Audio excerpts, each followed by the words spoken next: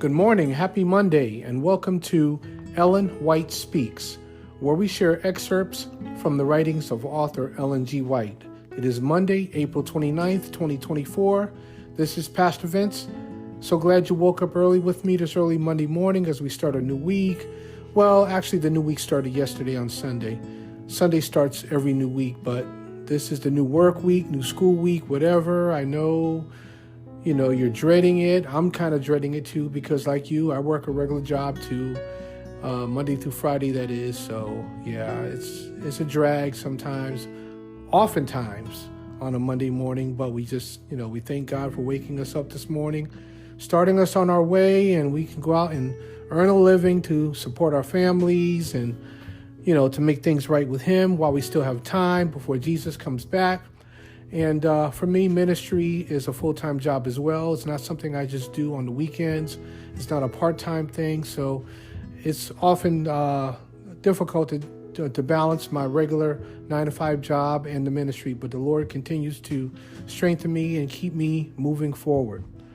We are in chapter 4 still of our book called The Three Angels' Messages by Ellen G. White.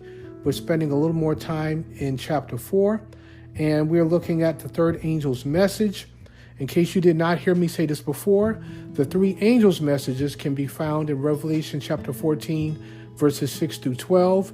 We've already gone through the first angel's message, the second, and now we're on to the third angel's message, which is found in Revelation 14, 9 through 12. So for those who've never heard me read this before, you're not familiar with the three angels' messages, I'm going to read the third angel's message, Revelation 14, 9 through 12, from the New King James Version, which will support the quote, the excerpt that I'm going to share with you today from Ellen G. White concerning the third angel's message.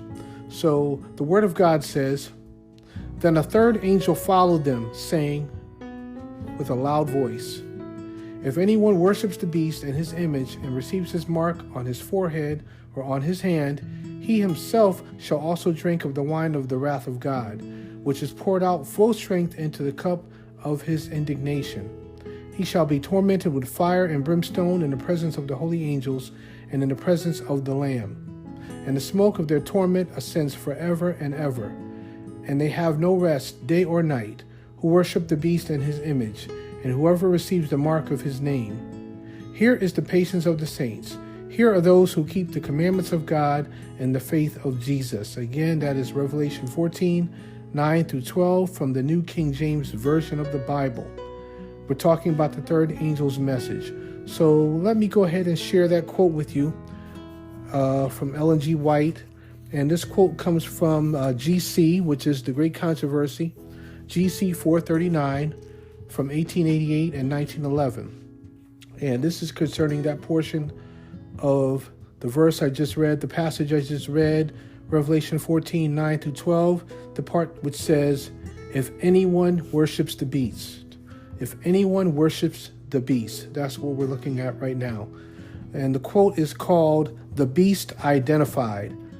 The Beast Identified. If you've been studying with us during Eyes on Prophecy on Sabbath morning, which is Saturday morning, and if you've been following your daily manna so far, we've been looking at the beast, the mark of the beast, and everything everything up to this point concerning the mark of the beast, the Antichrist, things of that nature. When I read this quote to you, it's going to make sense because you've been already studying with us on your daily manna and Eyes on Prophecy. So again, this quote is called "The Beast Identified." She says, in Revelation chapter 13, verses 1 through 10, is described another beast, like unto a leopard, to which the dragon gave his power and his seat and great authority. This symbol, as most Protestants have believed, represents the papacy, which succeeded to the power and seat of authority once held by the ancient Roman Empire.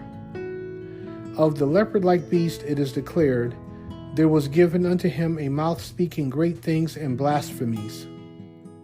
And he opened his mouth in blasphemy against God, to blaspheme his name and his tabernacle, and them that dwell in heaven. And it was given unto him to make war with the saints, and to overcome them. And power was given him over all kindreds and tongues and nations.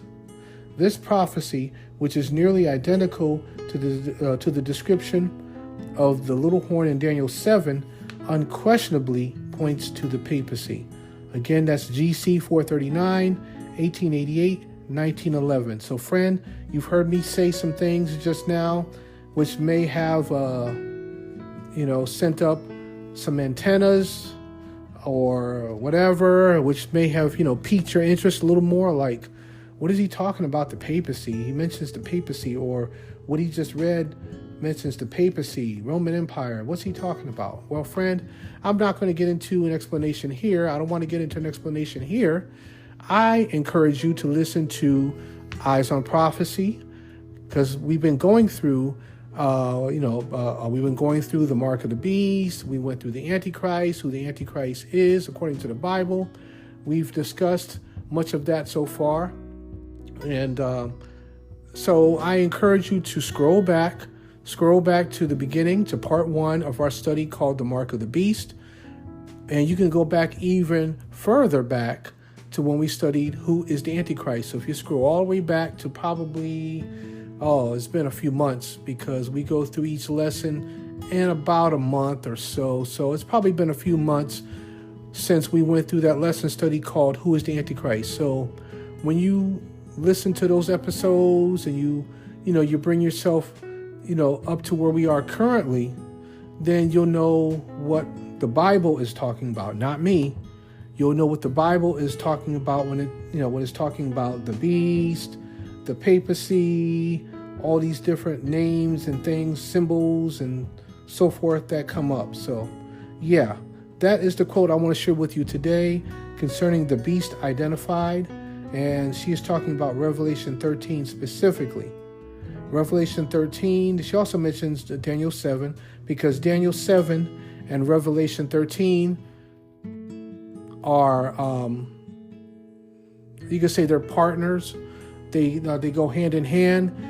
You have to study both of them together. You have to compare both of them together because of the symbolism in both.